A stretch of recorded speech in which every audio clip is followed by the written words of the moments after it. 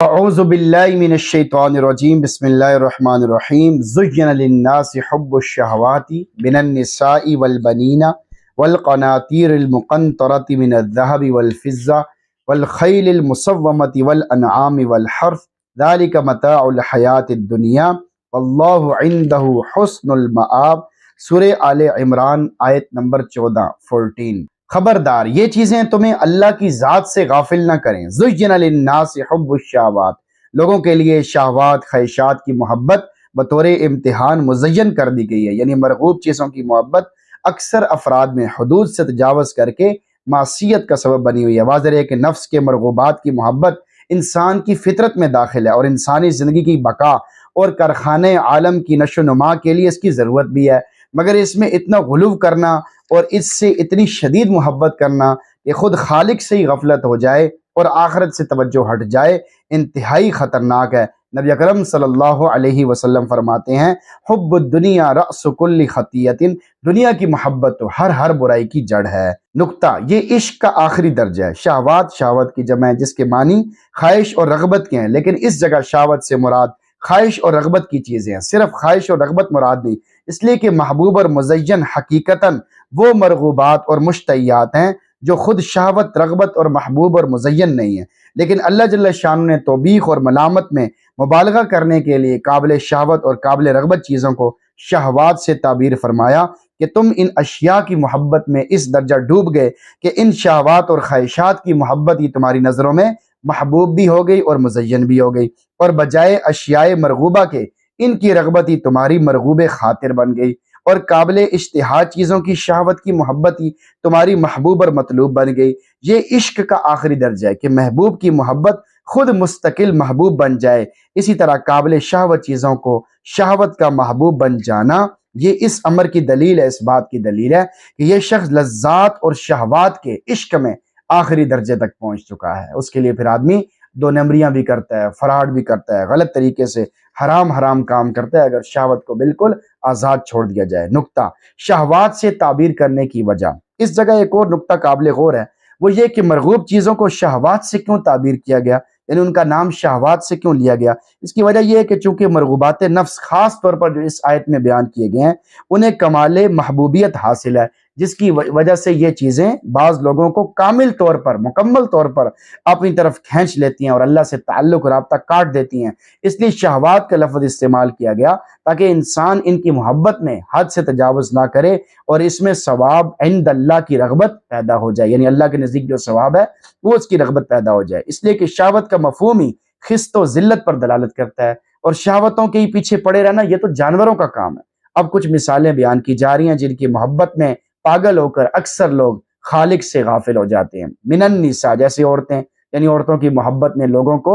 فریفتہ کیا ہوا ہے۔ عورتیں توالد و تناسل کا ذریعہ ہے، پاک دامنی حاصل کرنے کا باعث ہے۔ اگر عورت نیک و صالحہ ہو تو مرد کے لیے بہت بڑی نعمت ہے، حتیٰ کہ نبی اکرم صلی اللہ علیہ وسلم فرماتے ہیں دنیا سامان زندگی ہے اور دنیا کا بہترین سامان نیک بیوی ہے۔ جب اس کا خامند اس کی طرف دیکھے تو وہ اسے خوش کر دے، اگر اسے حکم دے تو اس کی بات مانے، اگر اس سے غائب ہو جائے تو یہ اپنے نفس اور اس کے مال کی حفاظت کرے۔ مگر بعض لوگ عورت کی شدت محبت میں گرفتار ہو کر حدود اللہ کو ہی پامال کر دیتے ہیں، نماز چھوڑ دیتے ہیں، قرآن چھوڑ دیتے ہیں، فکر آخرت سے غافل ہو جاتے ہیں اور اللہ سے ہی بیگانے ہو جاتے ہیں۔ اس لیے نبی اکرم صلی اللہ علیہ وسلم نے فرمایا ما ترکت بعدی فتنۃ اضر علی الرجال من النساء، میں نے اپنے بعد مردوں کے لیے عورتوں سے بڑھ کر کوئی فتنہ نہیں چھوڑا۔ والبنین، اور بچے، یعنی بچوں کی محبت نے لوگوں کو پاگل کیا ہوا ہے۔ اولاد کی بقا سے نوع انسانی کو بقا ملتی ہے۔ اگر اولاد نیک صالح ہو تو والدین کے لیے سرمایہ آخرت بھی ہے، اور ان سے محبت فطرت انسانی میں داخل ہے، ان کے لیے کمانا انسان کی ذمہ داری بھی ہے۔ لیکن بعض لوگ اولاد کی محبت میں اتنے گرفتار ہوتے ہیں کہ بچوں کو اپنی زندگی کا مقصد بنا لیتے ہیں اور اللہ رب العزت کے احکامات سے بالکل منہ پھیر لیتے ہیں۔ جب اس حد تک محبت ہو جاتی ہے تو پھر یہی اولاد فتنہ بن جاتی ہے۔ اللہ تعالیٰ کا فرمان عالی شان ہے انما اموالکم واولادکم فتنہ، تمہارے مال، تمہاری اولاد ایک آزمائش ہے۔ نقطہ، عورتوں میں دو اور اولاد میں ایک فتنہ ہے۔ عورتوں میں دو فتنے، ایک فتنہ معاشرتی ہے، دوسرا مالی ہے۔ معاشرتی فتنہ عورت میں یہ ہے کہ شہرت کو قطع رحمی پر ابھارتی ہے، برانگیختہ کرتی رہتی ہے کہ تمہاری والدہ نے یہ بات کہی ہے، تمہارے والد نے یہ بات کہی ہے۔ نتیجے میں گھر میں معاشرت خراب ہوتی ہے، فتنہ برپا ہو جاتا ہے، شادی کے بعد بہن بھائیوں اور والدین سے اچھا سلوک تقریباً ختم ہو جاتا ہے، پھر الگ مکان رہن سہن کا مطالبہ کرتی ہے وغیرہ وغیرہ۔ نمبر 2، دوسری بات یہ ہے کہ نان نفقہ چونکہ شوہر کے ذمہ واجب ہے تو وہ غریب بعض اوقات مجبور ہوتا ہے کہ کسب حرام کرے، وہ یہ نہیں دیکھتا کہ میں حلال کما رہا ہوں یا حرام کما رہا ہوں، کتنے لوگوں کو تکلیفیں دے دے کر وہ عورت کے جائز ناجائز مطالبوں کو پورا کرتا رہتا ہے اور اس کی اپنی آخرت تباہ ہو جاتی ہے۔ لہٰذا عورتوں کا فتنہ اولاد کے مقابلے میں زیادہ سخت اور نقصان دہ ہے۔ اولاد میں صرف مالی فتنہ ہے، معاشرتی فتنہ نہیں ہے۔ والقناطیر المقنطرۃ من الذهب والفضہ، اور سونا چاندی کے جمع کیے ہوئے خزانے یعنی مال و دولت کی کثرت کی محبت نے لوگوں کو پاگل کیا ہوا ہے، اللہ رب العزت اور آخرت سے غافل کیا ہوا ہے۔ سونا چاندی مال دولت اگر حلال طریقے سے حاصل ہو، حلال جائز جگہوں پہ خرچ ہو، اس کا حق ادا کیا جائے تو ایسا مال ہرگز برا نہیں ہے، بلکہ اللہ رب العزت کی بہت بڑی نعمت ہے۔ نبی اکرم صلی اللہ علیہ وسلم فرماتے ہیں ان اللہ یحب العبد التقی الغنی الخفی، بے شک اللہ تعالیٰ اس بندے سے بہت زیادہ محبت فرماتے ہیں جو متقی ہو، مالدار ہو، مال کے ذریعے خفیہ طریقے سے بھلائی کرنے والا ہو۔ اس سے واضح ہو گیا کہ مال کے ساتھ لگاؤ اور اس کے لیے محنت کرنا اور اس کی حفاظت کرنا ہرگز برا نہیں ہے، مگر بعض اوقات مال دولت کی محبت انسان کے دل میں اتر جاتی ہے اور اس کے دل کی کشتی کو ڈبو دیتی ہے، چنانچہ انسان اس کی محبت میں پھنس کر اللہ تعالیٰ کے حقوق کو بھی بھول جاتا ہے، حتیٰ کہ اسے زکوٰۃ دینے کا بھی دل نہیں کرتا۔ جب اس حد تک محبت دل میں چلی جاتی ہے تو انسان کو ہلاکت کے گہرے گڑھے میں گرا دیتی ہے اور دنیا کی محبت دل میں گہرے زخم کرتی چلی جاتی ہے، ہر وقت اسے مال پیسے کی فکر تڑپائے رکھتی ہے۔ ان لوگوں کو مال جمع کرنے اور گننے میں بھی مزہ آنے لگتا ہے۔ قرآن کریم میں ایسے لوگوں کے لیے ہلاکت اور تباہی کی خبر دی گئی ہے، سورہ ہمزہ میں ہے الذی جمع مالا وعددہ، جو مال کو جمع کرتا ہے اور اسے گنتا رہتا ہے۔ نبی اکرم صلی اللہ علیہ وسلم فرماتے ہیں لو کان لابن آدم وادیان من مال لابتغى وادیا ثالثا ولا یملأ جوف ابن آدم الا التراب، اگر انسان کو سونے سے بھری 2 وادیاں مل جائیں تو اس سے بھی نہیں بھرے گا بلکہ تیسری وادی مانگے گا، اس کے پیٹ کو کوئی چیز نہیں بھر سکتی، صرف قبر کی مٹی بھر سکتی ہے۔ والخیل المسومہ، نشان لگائے ہوئے گھوڑے یعنی نشان زدہ گھوڑوں کی محبت نے لوگوں کو پاگل کیا ہوا ہے۔ اچھی سواری آدمی کے لیے راحت آرام کے ساتھ ساتھ باعث عزت بھی ہوتی ہے، ہر دور میں گھوڑے کی سواری آدمی کے لیے شان و شوکت کا باعث سمجھی گئی ہے، اور آج بھی موٹر کاروں مشینری کی پاور کا اندازہ کرنے کے لیے گھوڑے کی طاقت کو معیار بنایا گیا ہے۔ گھوڑ سواری ہمیشہ لوگوں کے لیے باعث فخر اور باعث خوشی رہی ہے، یہ جانور بہترین سواریوں میں شمار ہوتا ہے، مگر بارہا ایسا ہوتا ہے کہ انسان بہترین گھوڑوں اور اچھی سواری کی شدید محبت میں اتنا کھو جاتا ہے کہ بعض اوقات انسان انسانیت سے بھی نکل جاتا ہے، چنانچہ وہ اچھی سواری کی وجہ سے فخر و غرور کرتا ہے، عجب و تکبر کرنے لگ جاتا ہے اور پیدل چلنے والے لوگوں کو ذلیل حقیر سمجھتا ہے اور ان کی طرف حقارت آمیز نظروں سے دیکھتا ہے۔ اس وقت اچھی سواری یقیناً انسان کے لیے ہلاکت کا تباہی کا ذریعہ بن جاتی ہے۔ والانعام، اور مویشی یعنی مویشیوں کی محبت نے بھی لوگوں کو پاگل کیا ہوا ہے۔ مویشی انسانی بقا کے لیے غلہ، دودھ، مکھن، گوشت، خوراک کا بہترین کام دیتے ہیں، اللہ رب العزت نے انہیں اپنی نعمت کے مقام میں بیان فرمایا ہے، لیکن بعض اوقات انسان ان کے شوق میں اتنا مبتلا ہو جاتا ہے کہ اسے نہ آخرت یاد رہتی ہے، نہ ہی اس کی تیاری کی فکر ہوتی ہے، نہ اللہ کا دھیان آتا ہے، نہ ہی اللہ کے حقوق کی پرواہ رہتی ہے۔ جن کے پاس زیادہ مویشی ہوتے ہیں عام طور پر اسے گاؤں کا بڑا اور چودھری مانا جاتا ہے۔ جب صبح کو مویشی چرنے کے لیے جاتے ہیں، شام کو واپس آتے ہیں، اس وقت چودھری صاحب کے نشے کا کیا پوچھنا، اپنے جانوروں کو دیکھ دیکھ کر پوری طرح مست ہو جاتا ہے، اپنے علاوہ کسی کو کچھ بھی نہیں سمجھتا۔ مویشی اللہ کی نعمت اور انسان کے لیے عبرت حاصل کرنے کا ذریعہ ہے، مگر ان کی محبت میں گرفتار ہو کر خالق سے بے رخی کرنا بہت بری بات ہے اور اللہ کی ناراضگی کا سبب۔ والحرثی، اور کھیتیاں یعنی کھیتیوں کی محبت نے بھی لوگوں کو فریفتہ کیا ہوا ہے۔ دیہاتی زندگی گزارنے والوں کے لیے کھیتیاں بہت بڑی اہمیت کی حامل ہے، اگر اعتدال کے ساتھ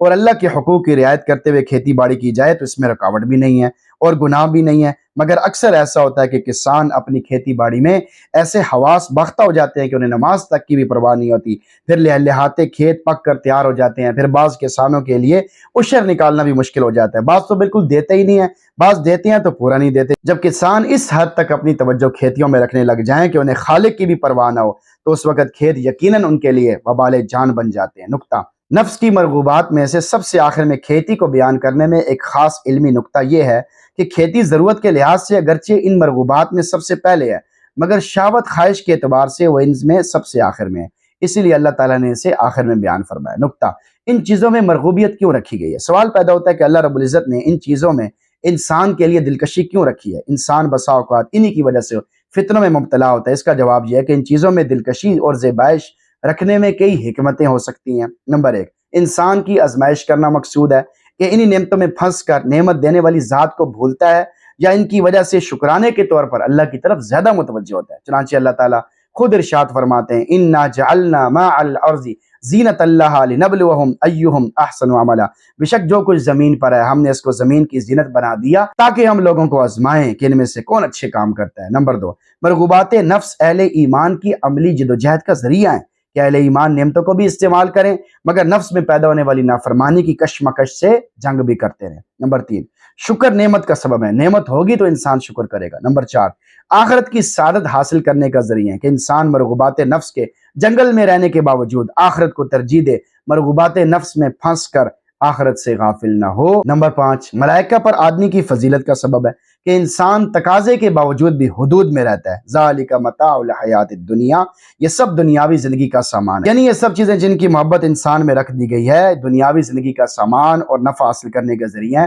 اسی لیے انسان ان میں رغبت کرتا ہے۔ پس انسان کے لیے ضروری ہے کہ ان چیزوں کے حاصل کرنے میں اور ان کی کوشش میں اپنے رب کو ہمیشہ یاد رکھے اور ان نعمتوں کو حاصل کرنے میں زیادہ محنت کرے جو اس کے رب کے پاس موجود ہیں۔ اللہ عندہ حسن المآب، اور اچھا ٹھکانہ تو اللہ کے پاس ہی ہے، یعنی اچھا انجام جو انتہائی خوب ہونے کی وجہ سے گویا مجسم خوبی ہے اللہ ہی کے پاس ہے، وہ اتنا عمدہ اس قدر نفیس ہے کہ اس کا اس دنیا میں تصور ہی نہیں کیا جا سکتا۔ آیت کا میسج آپ کے نام۔ نمبر 1، مرغوبات سے صحیح طریقے سے نفع اٹھانے کا طریقہ۔ زُجِّنَ لِلنَّاسِ میں صراحت فرما دی گئی کہ انسان کی نظر میں مرغوبات کی رغبت کشش بطور امر طبیعی کے ہے اور بذات خود گناہ نہیں ہے، انسان ان کے شوق کے ازالے کا مکلف بھی نہیں ہے، صرف انہیں عقل سلیم احکام شریعت کے ماتحت کر کے رکھنا چاہیے کہ کوئی نعمت ناجائز طریقے سے حاصل نہ کی جائے اور اسے ناجائز طریقے سے خرچ بھی نہ کیا جائے اور اس کے حقوق بھی ادا کیے جائیں۔ نمبر 2، دین اسلام کی خوبی اور اس کا حسن۔ اس آیت سے دین اسلام کا حسن بھی واضح ہوا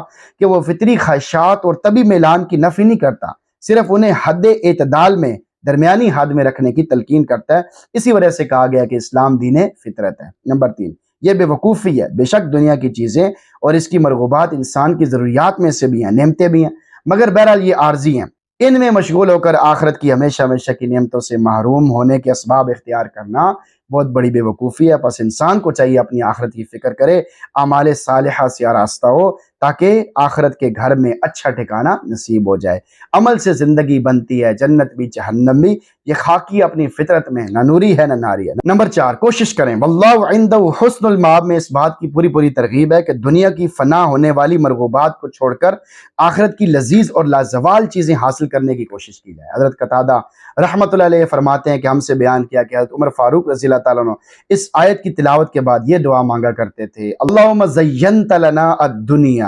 وانبأتنا انما بعدها خیر منها فاجعل حظنا فی الذی هو خیر وابقى۔ اے اللہ آپ نے دنیا کو ہمارے لیے مزین کر دیا، یہ بھی بتا دیا کہ دنیا کے بعد آنے والی زندگی اس زندگی سے بہتر ہے، لہٰذا آخرت جو بہتر بھی ہے باقی رہنے والی ہے اس میں ہمیں بڑا حصہ عطا فرما۔ نمبر 5، مرغوبات سے سلامتی حاصل کرنے کا انمول طریقہ۔ بعض اکابر مشائخ فرماتے ہیں جو آدمی اس آیت میں بیان کی گئی مرغوبات نفس سے مشغول ہو گیا اور انہی میں مصروف ہو گیا تو یہ چیزیں اسے رائے حق سے ہٹا دیں گی اور انہیں مصائب و تکلیفوں میں مبتلا کر دیں گی، اور جو آدمی انہیں چھوٹا، فانی، عارضی سمجھے گا اور ان کی محبت سے منہ پھیر لے گا تو اس کے بدلے میں اسے سلامتی دی جائے گی اور حقائق و معارف کی طرف اس کے لیے راستے کھول دیے جائیں گے، توفیق عطا فرمائی جائے گی۔ اللہ تعالیٰ سے دعا، اللہ تعالیٰ ہمیں بھی آیت کے مفہوم کو اچھی طرح سمجھ کر عمل کرنے کی توفیق عطا فرمائے اور ہم سب کو قرآن پڑھنے سننے سمجھنے کا بھی اہتمام نصیب فرمائے۔ آمین۔